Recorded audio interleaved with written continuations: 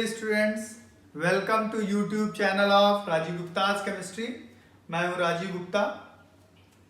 आज से हम लोग 11th क्लास के लिए लेक्चर्स स्टार्ट करने जा रहे हैं फाउंडेशन सीरीज वीडियोस में। इसमें आपको जो लेक्चर्स मिलेंगे वो लेक्चर्स आपके बोर्ड लेवल के, जेई और नीट लेवल के होंगे। क्लियर? लेक्चर सेम होंगे, बट कोई ऐसा टॉपिक जैसे बोर्ड में नहीं है सिलेबस में तो वो मेंशन कर दिया जाएगा कि ये बोर्ड के सिलेबस में नहीं है।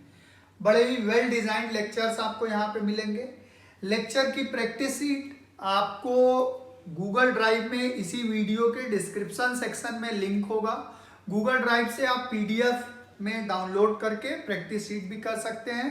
कमेंट बॉक्स में हमसे क्वेश्चन पूछ सकते हैं। आपको वीडियो के स्टार्टिंग में ही व्हाट्सएप नंबर मेरा मिलेगा, उस पर क्वेश्चंस आप पूछ सकते हो। ठीक है, अब हम लोग 11th स्टार्ट करने से पहले एक बात आपको क्लियर बता दें कि जो 10th क्लास से जब आप 11th क्लास में आते हैं तो आपका जो कोर्स है वो थोड़ा ज़्यादा बढ़ जाता है। 9th से 10th में कोर्स बहुत ज़्यादा नहीं बढ़ता है, लेकिन 10th से 11th में कोर्स बहुत ज़्यादा बढ़ जाता है। और 11th आपका समझिए एक बैकबोन ईयर है। अगर आप नीट और जेई की तैयारी करना चाहते हैं तो 11th एक बहुत ही क्रूशियल ईयर है। 12th में बेसिकली बच्चा जो है वो बड़ा हो चुका होता है, पढ़ने के लिए सीरियस हो जाता है। क्यों? क्योंकि 12th ईयर में बोर्ड होता है, स्कूल में प्री बोर्ड होते हैं, जेई और नीट का एग्जाम भी आपको 12th में देना होता है, तो काफ़ी प्रेशर होता है जिससे ज़्यादातर स्टूडेंट सीरियस होते हैं। पेरेंट्स भी सीरियस होते हैं 12th क्लास को लेकर के, क्योंकि बोर्ड के एग्जाम को लेकर के। लेकिन 11th क्लास में कोई ऐसा प्रेशर नहीं है, ना तो बोर्ड होता है, ना स्कूल एग्जाम में उतना फोकस करते हैं हम लोग। और 10th में अच्छे मार्क्स आने के बाद कई 1-2 महीने तक हम उसकी खुशी मनाते हैं। इसलिए 11th में, और अगर 11th के चैप्टर्स ऐसे हैं, अगर हम केमिस्ट्री की बात करें तो 11th के चैप्टर्स ऐसे हैं, आधे चैप्टर 11th में है समझिए, और उसका एप्लीकेशन 12th में है। तो अगर 11th कमजोर रह गया तो 12th में बड़ी दिक्कत होती है। हमने बहुत सारे बच्चों को देखा है जिनका 10th के बाद 11th में एडमिशन लेते ही नीट और जेई एम होता है, लेकिन जब 11th में बहुत अच्छा परफॉर्मेंस नहीं आ पाता है, 11th का जो सिलेबस है वो अच्छे से नहीं हो पाता है, तो उनका 12th में जाकर के एम सिर्फ इतना हो जाता है पहले बोर्ड कंप्लीट कर लिया जाए। ठीक है, तो आपके साथ ऐसा ना हो, इसलिए आप 11th से ही जुट के तैयारी करिए और आप रेगुलर वीडियोस देखते रहेंगे। आपको और कुछ करने की जरूरत नहीं पड़ेगी, क्योंकि हम यहीं पे आपके सब्जेक्टिव क्वेश्चन स्कूल लेवल के, बोर्ड के, नीट के, जेई के, ये सब यहीं पे डिस्कस कर देंगे। ठीक है, तो हम लोग फर्स्ट लेक्चर में आज चलिए स्टार्ट करने वाले हैं पहला चैप्टर केमिस्ट्री का, जिसका नाम है some basic concepts of chemistry. Some basic concepts of chemistry. Some basic concepts of chemistry, ये फर्स्ट चैप्टर है। इसमें कई सारे पार्ट हैं और बहुत ही इंपॉर्टेंट पार्ट है। इसमें सबसे इंपॉर्टेंट पार्ट मोल कॉन्सेप्ट का है, क्योंकि मोल जो कि आप क्लास 10th में ही पढ़े हैं, लेकिन मोल का एप्लीकेशन इवन 11th के कई सारे चैप्टर में है, 12th के कई सारे चैप्टर्स में है। तो इसलिए मोल एक बहुत ही इंपॉर्टेंट टॉपिक है, इसी में आगे आएगा। लेकिन हम लोग लेक्चर वाइज बात करेंगे। तो जो फर्स्ट लेक्चर में हम बात करने जा रहे हैं, इसमें आपको सबसे पहले हम बात करने वाले हैं लॉज ऑफ केमिकल कॉम्बिनेशन की। तो हम लोग सबसे पहले बात करने वाले हैं लॉज ऑफ केमिकल कॉम्बिनेशन की। लॉज ऑफ केमिकल कॉम्बिनेशंस, ये है फर्स्ट, ये बात करने वाले हैं laws of chemical combination. Actually इस चैप्टर में और भी चीजें हैं, जैसे सिग्निफिकेंट फिगर्स है, डाल्टन्स एटॉमिक थियरी है, और एटम्स, मॉलिक्यूल, ये सब क्या होते हैं, तो ये हम नहीं स्टार्ट कर रहे हैं। ये आप खुद से बुक से 9th-10th में आपने पढ़ा होगा, तो ज़्यादा दिक्कत इसमें नहीं होनी है। तो हम लोग फर्स्ट टॉपिक जो स्टार्ट कर रहे हैं वो आपके ऐसे टॉपिक्स हैं जहाँ से क्वेश्चन बोर्ड में भी और जेई और नीट में भी बनते रहते हैं। तो हम लोग देखें लॉज ऑफ केमिकल कॉम्बिनेशन के अंदर अगर बात करें तो बेसिकली इसमें क्या होता है, इसमें हमें ये पढ़ना है कि अगर कोई केमिकल रिएक्शन होता है, जैसे हमने कहा A प्लस बी रिएक्टेंट है और ये बना रहा है प्रोडक्ट, तो क्या क्या रूल रेगुलेशन फॉलो करते हैं ये कंबाइन होने के लिए, कितना मास इसका कितने से रिएक्ट करेगा, जो प्रोडक्ट बनेगा उसका मास कितना होगा, कौन से लॉ को वो फॉलो करेगा, मोल का रेशियो, ये सब चीजें हम लोग इसमें पढ़ने वाले हैं, basic concept of chemical reaction. ठीक है, तो इसमें जो सबसे पहला और सबसे बेसिक लॉ है ये आपने 9th-10th में पढ़ा है। फर्स्ट लॉ है law of mass conservation. First law is law of mass conservation. First law of mass conservation. तो देखिए लॉ ऑफ मास कंजर्वेशन क्या चीज है। लॉ ऑफ मास कंजर्वेशन, अब इसमें सीधा सीधा दिख ही रहा है मास कंजर्व रहता है, तो इसमें सीधा सीधा अगर देखा जाए तो कहा गया है during a chemical reaction, during a chemical reaction total mass of reactant is equal to total mass of product।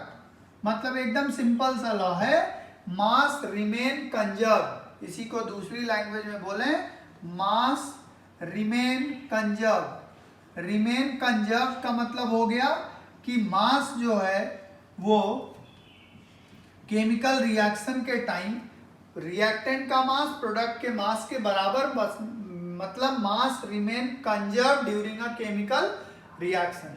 जैसे मान लीजिए हमने कहा CaCO3 और इसको हीट करके बनाया CaO प्लस CO2। ठीक है, तो CaCO3 का मास देखिए आप 40 atomic mass of calcium, carbon का एटॉमिक मास 12, ऑक्सीजन का एटॉमिक मास 16 × 3, तो ये आ गया टोटल 100। सपोज ये ग्राम है, ग्राम मॉलिक्यूलर मास 100 ग्राम। इसके बारे में आप देखिए 40 plus oxygen 16 that is 56 gram. And carbon dioxide के बारे में आप देखिए 12 कार्बन प्लस 16 × 2 दैट इज 44 ग्राम। तो आप देखिए ये मास कितना आया 100 ग्राम। इसका मतलब बिफोर रिएक्शन रिएक्टेंट का मास जो था वो प्रोडक्ट के मास के बराबर है। तो यही है law of mass conservation, mass remain conserve during a chemical reaction. किसी रिएक्शन के अंदर मास कंजर्व रहता है। अब इस पे जो सवाल बनते हैं अभी हम लोग एज एग्जांपल बात भी कर लेंगे, इस पे सवाल बहुत ही सिंपल आते हैं, तो ऐसा कोई बड़ी दिक्कत की बात नहीं होती है। क्या आते हैं, जैसे दे दिया गया रिएक्टेंट का मास मान लीजिए 100 ग्राम है, ठीक है, और उन्होंने कहा प्रोडक्ट जो बना वो 5 ग्राम बना A।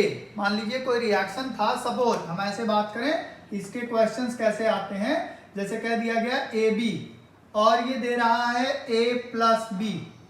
AB इन्होंने कहा ये 10 ग्राम था, इसको रिएक्ट करने के डिकम्पोज होने के बाद जो A बना वो बना 4 ग्राम।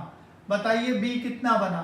तो हमें मालूम है लॉ ऑफ मास कंजर्वेशन के अकॉर्डिंग अगर इसका मास 10 ग्राम है तो इसका भी 10 ग्राम होना चाहिए, मतलब इसका कितना बनेगा 6 ग्राम बनेगा, है ना, टोटल 10 ग्राम आ जाएगा। क्लियर। तो ये बहुत ही सिंपल सा लॉ है। अब हमें जो लॉज पढ़ने हैं उसमें देखिए क्या क्या 2-3 पॉइंट में। पॉइंट नंबर 1 लॉज क्या था ये आपने समझ लिया। अब नेक्स्ट पॉइंट में आइए, इसको एक्सपेरिमेंटली बोर्ड लेवल पे पूछा जाता है, इसको एक्सपेरिमेंटली प्रूफ किया था, एक्सपेरिमेंटल प्रूफ इसको दिया था किसने, लैंडॉल्ट ने। लैंडॉल्ट एक्सपेरिमेंट से इसको प्रूफ किया गया था, या इसी को हम लोग H ट्यूब एक्सपेरिमेंट भी कहते हैं। लैंडॉल्ट एक्सपेरिमेंट या H ट्यूब एक्सपेरिमेंट, इस एक्सपेरिमेंट से इस लॉ को प्रूफ किया गया था। तो क्या था लैंडॉल्ट एक्सपेरिमेंट, क्या था H ट्यूब एक्सपेरिमेंट, आइए देखते हैं जरा। इसमें सीधा सा एक H ट्यूब जैसा एपरेटस था, देखिए ऐसा H जैसा ऐसा एपरेटस, यहाँ पे आपने हमने ये दे रखा है, यहाँ पे क्या पैसेज है जिससे आप रिएक्टेंट इसमें डालेंगे। इसके अंदर एक एंड में AgNO3 ले लिया था लैंडॉल्ट ने, और एक एंड में क्या ले लिया था, NaCl। ठीक है, अब इन्होंने ये ले करके ऑपरेटर्स का पूरा वेट कर लिया, वे कर लिया ऑपरेटर्स को कितना वेट है, फिर इन्होंने मिक्स कर दिया। और जब इन्होंने मिक्स किया होगा तो मैं यहाँ रिएक्शन लिख देता हूँ, देखिए क्या बना होगा, AgNO3 plus NaCl, this give AgCl plus NaNO3, ये बना होगा। मतलब रिएक्शन हो गया, जब ये मिक्स हुए होंगे तो ये बना होगा।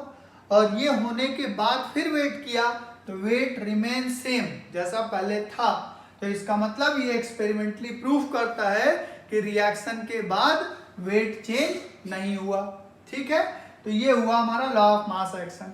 एक छोटा सा इसमें बात बता दें, इस लॉ का जो लिमिटेशन है आपके पास, लिमिटेशन, इस लॉ का लिमिटेशन है वो रिएक्शन जहां पे E equal to MC square, आप जानते हैं Einstein equation, E is equal to MC square follow होगा, वो रिएक्शंस इस लॉ के लिमिटेशंस में आएंगे, वो इसको फॉलो नहीं करेंगे। क्यों नहीं करेंगे भाई, क्योंकि आप देखो यहाँ पे C अगर कांस्टेंट है तो एनर्जी मास में कन्वर्ट हो रहा है, मास एनर्जी कन्वर्जन अगर होगा तो आप वेट नहीं कर पाओगे। अगर रिएक्टेंट का कुछ मास एनर्जी में कन्वर्ट हो गया तो वो मास तो प्रोडक्ट में नहीं मिलेगा, है कि नहीं। तो जहां पे मास और एनर्जी का आपस में कन्वर्जन हो रहा होगा वहां पे ये लॉ फॉलो नहीं होगा। तो ये लॉ का सीधा सा लिमिटेशन हुआ। तो हमने क्या बताया आपको, लॉ ऑफ मास कंजर्वेशन क्या होता है, ठीक है। फिर हमने बताया कि कौन से एक्सपेरिमेंट से इसको प्रूफ किया गया था, फिर हमने बताया कि इस लॉ का लिमिटेशन क्या है, ठीक है। तो चलिए अब हम लोग आगे नेक्स्ट लॉ की तरफ आते हैं और उसकी बात करते हैं। नेक्स्ट हम लोग बात करते हैं next law, second is law of constant proportion. Law of constant proportion बहुत ही सिंपल सा ये लॉ है, लॉ ऑफ कांस्टेंट प्रोपोर्शन, या इसी को हम लोग बोलते हैं law of definite proportion. Law of definite proportion. तो लॉ ऑफ कांस्टेंट प्रोपोर्शन या लॉ ऑफ डेफिनिट प्रोपोर्शन क्या है, इसमें सीधा सा कहा गया है what ever is the source of compound, mass ratio of element remain fixed what ever is the source of compound. This means मान लीजिए वाटर, वाटर और वाटर आप ले आते हैं, आरओ का पानी ले आते हैं, यहाँ पे आप ले आते हैं किसी नदी का पानी, रिवर वाटर, और यहाँ पे ले आते हैं किसी गटर का वाटर, ठीक है। बट सोर्स कुछ भी हो पानी का, mass ratio of element remain fixed, mass ratio of element remain fixed. This means 2:16, 2:16, 2:16। तो mass ratio of element remain fixed whatever is the source of compound, this is law of constant proportion। जैसे आपने लिया CaCO3 और इससे बनाया आपने CaO plus CO2, CO2 के अंदर mass ratio 12:32, this means 3:8, and आपने बनाया C plus O2, this give CO2, यहाँ पे 12:32, 3:8। दिस मीन्स आपने CO2 चाहे इस तरीके से बनाया चाहे इस तरीके से बनाया, दोनों में CO2 में कार्बन और ऑक्सीजन का मास रेशियो क्या है, फिक्स। तो यही है लॉ ऑफ कांस्टेंट प्रोपोर्शन, बहुत ही सिंपल सा लॉ है। इस लॉ का लिमिटेशन ये है, ये लॉ कहाँ नहीं लगेगा, इस लॉ का भी लिमिटेशन है आइसोटोप्स, आइसोटोप्स में ये लॉ अप्लाई नहीं होगा। हम जानते हैं आइसोटोप्स क्या होते हैं, isotopes are atoms of same element, different atoms of same element, 6C12, 6C14, the both are isotope. कैसे, कार्बन का एटॉमिक नंबर सेम है, मास नंबर डिफरेंट। आइसोटोप्स ऐसे एटम्स होते हैं, एक ही एलिमेंट के दो अलग अलग एटम जिसमें मास नंबर अलग अलग हो, दे आर आइसोटोप। अगर मान लीजिए यहाँ पे जो CO2 बना वो 12 वाला CO2 और यहाँ पे 14 वाला CO2, तो दोनों का मास रेशियो अलग अलग आ जाएगा, तो इसलिए आइसोटोप्स में ये लॉ अप्लाई नहीं होगा। तो this is law of constant proportion, very simple, clear. चलिए नेक्स्ट बात करते हैं, नेक्स्ट लॉ की बात की जाए, third is law of multiple proportion, law of multiple proportion. तो देखिए मल्टीपल प्रपोर्शन के लॉ को देखें, ये क्या चीज है, लॉ ऑफ मल्टीपल प्रपोर्शन। इसको थोड़ा ध्यान से समझना पड़ेगा। इसमें कहा गया है अगर दो एलिमेंट आपस में रिएक्ट करके दो या उससे ज्यादा कंपाउंड बनाते हैं और उसमें से एक एलिमेंट के मास को फिक्स कर दिया जाए, तो जो दूसरा एलिमेंट जिसका मास वेरी कर रहा है उनके बीच हमेशा सिंपल होल नंबर रेशियो आता है। इसका क्या मतलब है भाई, आप देखिए फिर से समझिएगा। अगर दो एलिमेंट आपस में रिएक्ट करके दो से ज्यादा कंपाउंड बनाएं, तो दो एलिमेंट मान लीजिए हमने ले लिया नाइट्रोजन और ऑक्सीजन, ठीक है, रिएक्ट करके दो से ज्यादा कंपाउंड बनाए, मतलब हमने कह दिया इन्होंने बनाया N2O, NO, NO2, N2O4, N2O5, ये कंपाउंड इन्होंने बनाए सपोज, ठीक है। हमने क्या कहा कि दो एलिमेंट आपस में रिएक्ट करके दो या दो से ज्यादा कंपाउंड बना लिया। अब क्या करा, अगर एक का मास इसमें से फिक्स कर दिया जाए, इसका मतलब क्या हुआ, देखो हमने कहा मास, देखिए नाइट्रोजन कितना होता है 14, तो 14 इंटू 2 28 इज टू ऑक्सीजन कितना 16 होता है।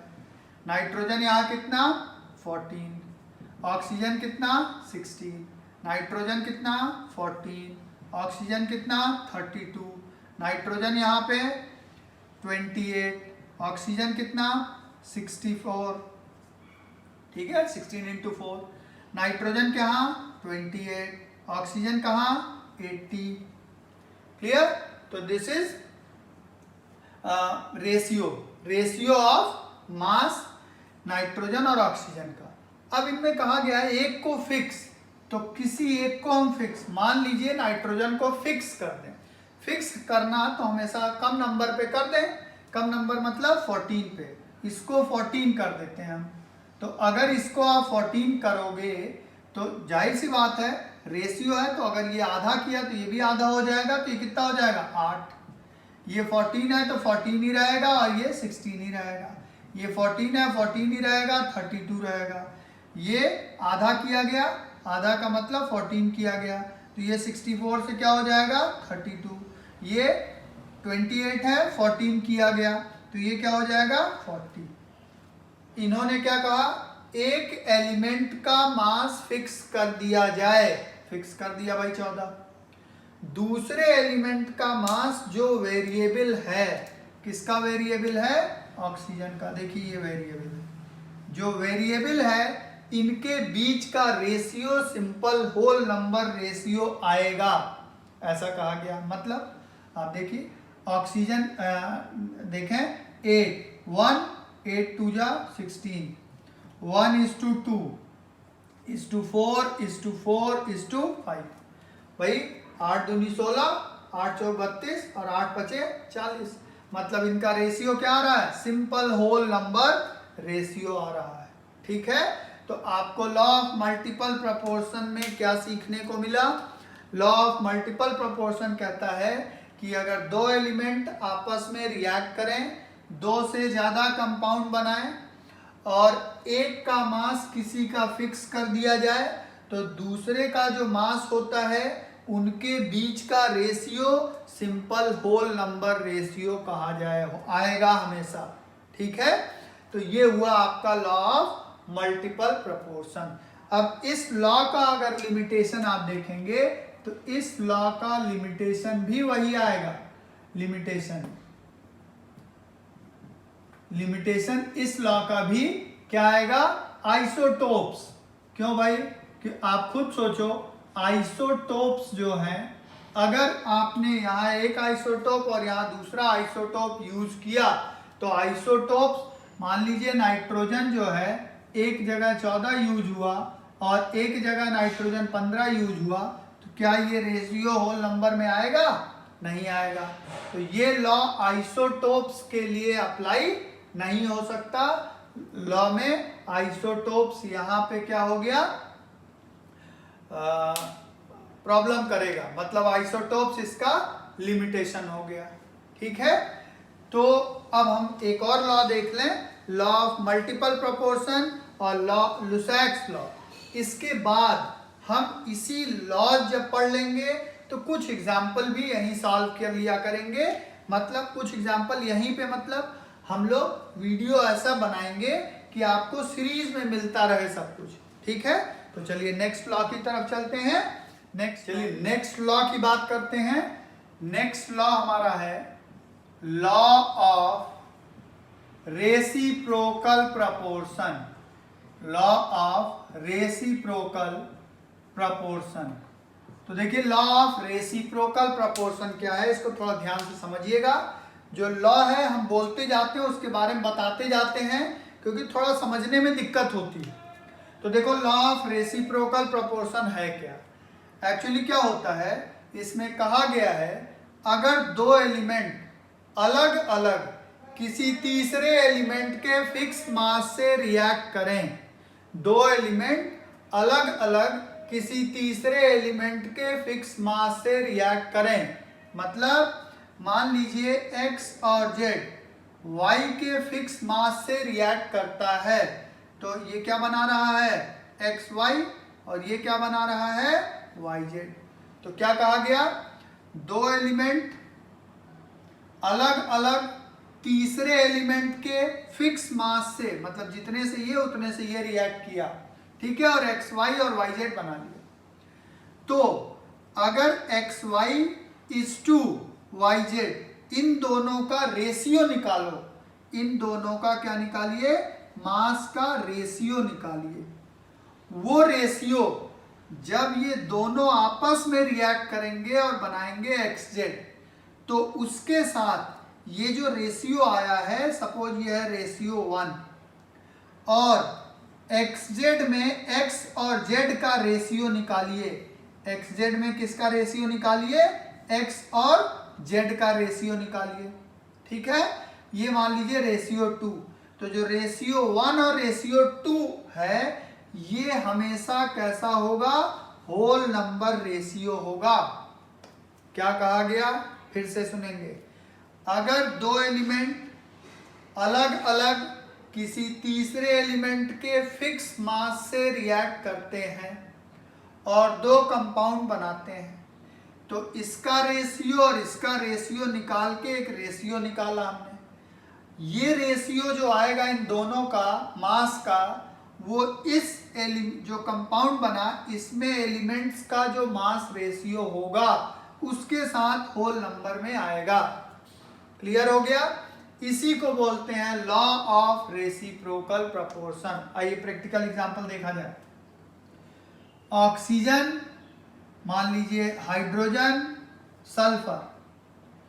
ऑक्सीजन और हाइड्रोजन रिएक्ट किए, H2O बना। सल्फर और ऑक्सीजन रिएक्ट किए, SO2 बना।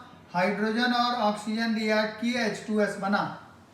क्या कहा गया, ये दोनों अलग अलग तीसरे से रिएक्ट किए हैं, दो कंपाउंड बनाए हैं, तो पहले इन दोनों का रेशियो निकाल लिया जाए। H2O कितना हुआ भाई, 2:16। SO2 कितना हुआ भाई, 32:32। मतलब ये हुआ 1:8 और ये हुआ 1:1, है ना भाई। तो इनका रेशियो आप सभी जानते ही हो, जिनको दिक्कतें हो उनको मैं बता देता हूँ। रेशियो अगर इन दोनों का निकालना हो तो क्या करोगे, 1/8/1/1, तो ये 1 ऊपर चला जाएगा, ठीक है, तो कुछ होगा नहीं, 1/8 ही बचेगा। ठीक है भाई, मतलब क्या हुआ, 1:8। किसका रेशियो आया 1:8, इन दोनों का आपस में रेशियो क्या आया 1:8। अब इस रेशियो को किसके साथ कंपेयर करना है, जब ये दोनों आपस में रिएक्ट किए मतलब H2S के साथ। तो देखो जरा H2S के साथ, H2S 2:32 1:16, ठीक है। तो अब इन दोनों रेशियो को 1:16 देख के ही लग रहा है होल नंबर आएगा। कैसे, 1/8 बटे 1/16, 1:8:1:16, क्या हो गया 16/8, दैट इज 2/1, दैट इज 2:1। आ गया समझ में।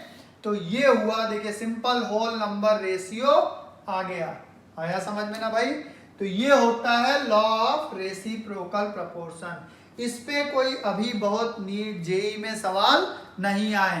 कांस्टेंट और मल्टीपल प्रोपोर्शन पे सवाल आ चुका है, थोड़ा बहुत इसमें बोर्ड में पूछा जाने का चांस हो सकता है, ठीक है। तो ये आपका हुआ रेसिप्रोकल। अब अगर रेसिप्रोकल के लिमिटेशन की बात करें तो इस लॉ का जो लिमिटेशन है, ये लिमिटेशन भी वही है क्या, आइसोटोप्स।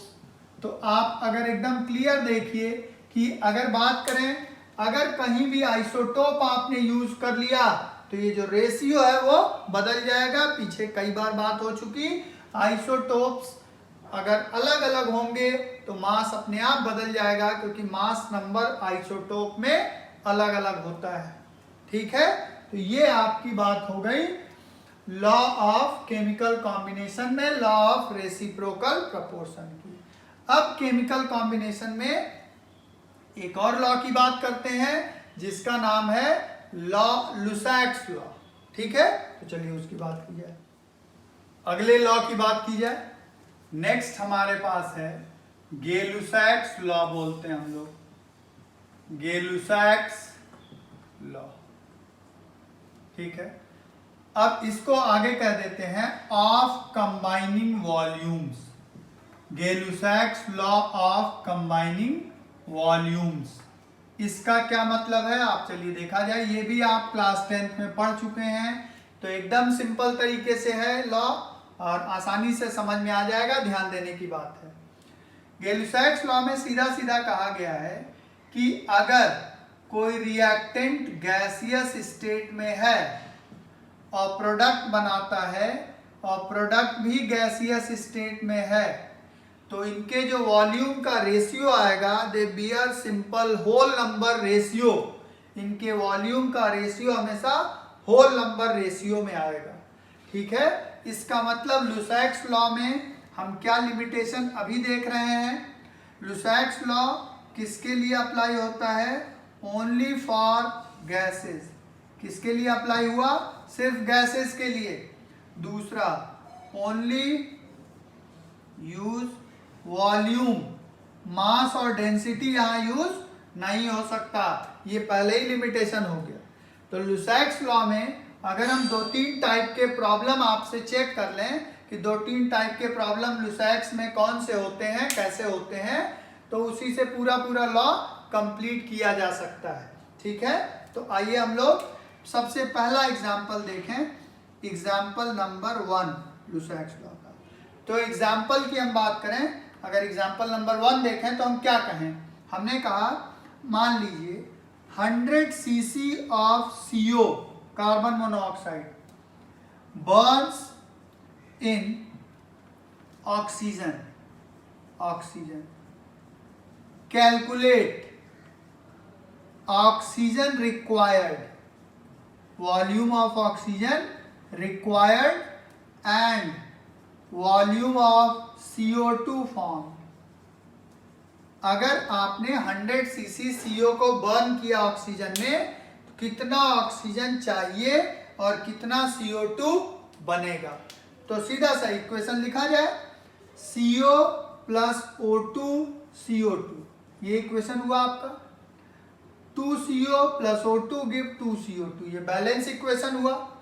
वॉल्यूम को कंपेयर करना है, तो ये कितना वॉल्यूम है, 2 वॉल्यूम, ये कितना वॉल्यूम है, 1 वॉल्यूम, ये कितना है 2 वॉल्यूम।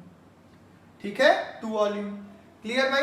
अब देखो इस इक्वेशन से हमें क्या मिल गया, इस इक्वेशन से हमें ये मिल गया कि 2 वॉल्यूम CO को बर्न करने के लिए 1 वॉल्यूम ऑक्सीजन चाहिए और 2 वॉल्यूम CO की बर्निंग से 2 वॉल्यूम CO2 बनता है। ये हमको मिल गया इसी इक्वेशन से।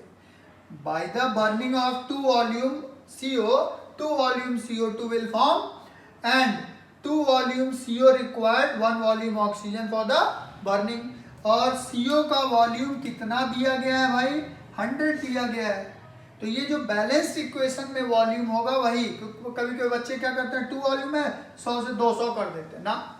आप याद रखो किसी इक्वेशन में जो दिया जाता है that will be for balanced equation, because हम इक्वेशन को नेचुरली बैलेंस्ड स्टेट में मानते हैं। लॉ ऑफ एटॉमिक कंजर्वेशन ये कहता है कि रिएक्शन में एटम का लॉस नहीं होता, अगर आप बैलेंस नहीं करोगे तो एटम का लॉस हो जाएगा, है ना, इसलिए बैलेंस्ड माना जाता है।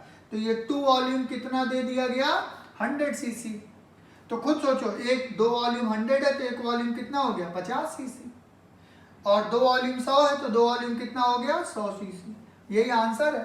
क्या आंसर है? CO2 कितना बना? 100 सीसी। ऑक्सीजन की कितनी जरूरत हुई? 50 सीसी। ठीक है, तो ये पहला basic type class 10th type question ये था।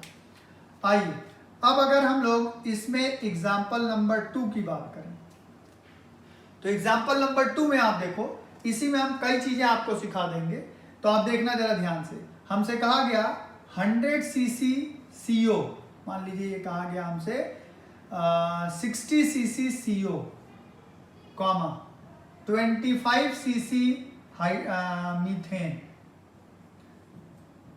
And 30 CC hydrogen burn in 1000 cc air. Calculate composition of resulting mixture at room temperature. तो इसमें कई बातों का आपको ध्यान देना है। एक बात आपके पास है क्या? एयर। जब कभी भी लुसैक्स लॉ में एयर की बात होगी तो याद रखिए 20% ऑक्सीजन और 80% नाइट्रोजन, अगर दिया है तो ठीक, नहीं तो अंडरस्टूड है। एयर ये, ठीक है, ये पहली बात हो गई। ये हो गई फर्स्ट आपको पॉइंट जो इस क्वेश्चन से समझना है। जब कभी भी रिजल्टिंग मिक्सचर आपसे कहा जाएगा तो रिजल्टिंग मिक्सचर का मतलब होता है कि रिएक्शन के बाद क्या रिजल्ट मिला। तो रिएक्शन के बाद क्या रिजल्ट मिलता है? प्रोडक्ट। और क्या मिलता है? जो बचा हुआ रिएक्टेंट होता है वो भी तो रिएक्शन के बाद रहेगा। तो जब कभी भी कहा जाए कि रिजल्टिंग मिक्सचर बताओ भाई, रिजल्टिंग मिक्सचर, तो आप समझ जाएंगे किस चीज की बात हो रही है? प्रोडक्ट की और अनयूज्ड रिएक्टेंट की बात हो रही है। प्रोडक्ट और अनयूज्ड रिएक्टेंट की बात हो रही है रिजल्टिंग मिक्सचर में। ठीक है, रूम टेम्परेचर लिखा गया। तीसरी बात, हमने अभी कहा लुसैक्स लॉ ओनली फॉर गैसेस। जब आप इसमें रिएक्शन कई सारे हैं कराएंगे तो हो सकता है कहीं वाटर बने, और वाटर जो है रूम टेम्परेचर पे क्या हो जाता है? लिक्विड। तो लिक्विड के लिए तो लॉ अप्लाई नहीं होगा। मतलब मैं यहां लिख देता हूं, यहां पे जो लिखा है रूम टेम्परेचर, रूम टेम्परेचर लिखा होने का मतलब वो कह रहे हैं water is not considered. Water को कंसीडर ना करिएगा, water will not consider, water को कंसीडर ना करिएगा क्वेश्चन में। ठीक है, तो वाटर को हटा करके प्रोडक्ट बताइएगा। तो चलिए देखा जाए कि करके 60 सीसी CO, तो आप देखो CO प्लस O2 CO2, ये बना आपके पास equation 1। Equation number 2, 25 CC methane CH4 plus O2 CO2 plus 2H2O, ये बना CH4 plus 2O2 CO2 plus 2H2O। और तीसरा इक्वेशन है H2 plus O2 gives H2O।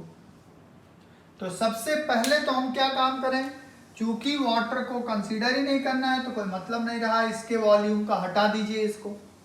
दूसरी बात, वॉल्यूम का रेशियो चेक किया जाए। वॉल्यूम का रेशियो देखो, 2 वॉल्यूम 1 वॉल्यूम 2 वॉल्यूम, पहला इक्वेशन 1 वॉल्यूम 2 वॉल्यूम 1 वॉल्यूम। दूसरा इक्वेशन, अब हाइड्रोजन 2 वॉल्यूम 1 वॉल्यूम। अब एकदम क्लियरली समझ लें, 2 वॉल्यूम CO कितना दिया गया है 60 cc, तो लिख दीजिए 60, हमने कहा बैलेंस्ड के लिए। तो 2:1 मतलब 2 वॉल्यूम CO के लिए 1 वॉल्यूम ऑक्सीजन चाहिए, तो ये कितना हो जाएगा भाई 30 हो जाएगा। और ये कितना हो जाएगा 60, क्योंकि 2 से 2 बन रहा है। यहां आ जाओ, मीथेन है 25 cc, 25, 2 वॉल्यूम कितना हो जाएगा 50, 1 वॉल्यूम कितना हो जाएगा 25। हाइड्रोजन कितना है 30, 2 volume is 30, 1 volume is 15। Clear? तो अब आप सोचो, टोटल ऑक्सीजन रिक्वायर्ड और टोटल CO2 फॉर्म्ड देखा जाए हम लोग। ऑक्सीजन रिक्वायर्ड पहले सब पूरा, क्योंकि पूरा एक साथ बर्न कराया गया है, तो पूरा एक साथ में देखो 30 cc यहाँ, 50 cc यहाँ, 15 cc यहाँ, 85 10 95 cc ऑक्सीजन चाहिए बर्निंग के लिए। मतलब 95 cc यूज हुआ होगा रिएक्शन में, ये ऑक्सीजन क्या होंगे यूज्ड होंगे, यूज हो जाएंगे। और CO2 कितना बना होगा, CO2 60 बना, यहाँ बना नहीं CO2, यहाँ 25 बना, कितना बना 85 cc CO2 बना। अब आप जानते हैं कि जो एयर आपने लिया है वो 1000 cc है। 1000 cc एयर के अंदर एयर कितना लिया गया है भाई 1000 cc। 1000 cc के अंदर ऑक्सीजन कितना होगा 200 cc O2 होगा कि नहीं होगा, ऑक्सीजन 200 cc, क्योंकि 20%, बाकी 800 cc क्या होगा नाइट्रोजन। तो अब बताइए, ऑक्सीजन जो है आपको जब रिजल्टिंग मिक्सचर लिखना होगा, मैं लिख रहा हूं RM, RM मतलब रिजल्टिंग मिक्सचर, ये मैं यहां लिख देता हूं RM। RM कितना होगा, ऑक्सीजन आप बताओ, रिजल्टिंग मिक्सचर के अंदर ऑक्सीजन 200 cc लिया था एयर, ठीक है भाई, 1000 में 200, 95 cc यूज, 105 cc बचा है। CO2 कितना 85 cc, और एक और खास बात नाइट्रोजन 800 cc। क्या मतलब हुआ, सीधा कॉन्सेप्ट है, नाइट्रोजन जो है वो एयर में तो रहेगा ही रहेगा, एयर में जो नाइट्रोजन है ये कितना रहेगा 80%, मतलब 800 1000 में, और नाइट्रोजन कहीं रिएक्शन में यूज नहीं हो रहा है, इसका मतलब जैसा है वैसे ही बच जाएगा। तो ये कितना हो गया 285 190 और प्लस 800 990 cc, ये आपका रिजल्टिंग मिक्सचर हुआ। कोई दिक्कत है भाई, तो ये हुआ आपका रिजल्टिंग मिक्सचर, ठीक है। तो ऐसे ही सवाल आते हैं लुसैक्स में छोटे छोटे। अभी हमने यहाँ पे एक और सवाल बन सकता है लिमिटिंग फैक्टर का, चूंकि लिमिटिंग इसी चैप्टर में आगे पढ़ना है तो अभी लिमिटिंग का सवाल हमने यहाँ नहीं किया है। तो लुसैक्स में आपने पहले क्या सीख लिया, केवल वॉल्यूम के लिए होता है, गैसेस के लिए होता है। दूसरी बात, अगर रूम टेम्परेचर है तो वाटर मत लीजिए। रिजल्टिंग मिक्सचर का मतलब बचा हुआ रिएक्टेंट और बना हुआ प्रोडक्ट, ठीक है। और अगर कभी एयर दिया है तो या तो परसेंटेज दिया होगा, नहीं तो आप 80% नाइट्रोजन और 20% ऑक्सीजन मान के करते हैं, ठीक है। तो ये आपका हुआ लुसैक्स लॉ, ठीक है भाई। आज के लेक्चर के लिए यही कंक्लूड करते हैं। नेक्स्ट लेक्चर जब स्टार्ट करेंगे तो इसके 2-3, बहुत ज्यादा नहीं क्योंकि वो तो आप करोगे एक साथ डिस्कस किया जाएगा, 2-3 अच्छे जो कंपटीशन में भी आए हो वो प्रॉब्लम्स यहीं करके दिखा दिया जाएगा based on the law of chemical combination, और अगला टॉपिक शुरू किया जाएगा। ठीक है भाई, तो आप वीडियो को रेगुलर देखते रहिए, फॉलो करते रहिए, चैनल को सब्सक्राइब कर लीजिए अगर नहीं किया है, और अपने ज़्यादा से ज़्यादा दोस्तों को बताइए। ठीक है, स्पेशली उनको ज़रूर बताइए जो लोग कोचिंग अफोर्ड नहीं कर सकते, क्योंकि ये टोटली फ्री ऑफ कॉस्ट है और आपको रेगुलर इस पे अपडेट मिलता रहेगा। ठीक है, थैंक यू सो मच।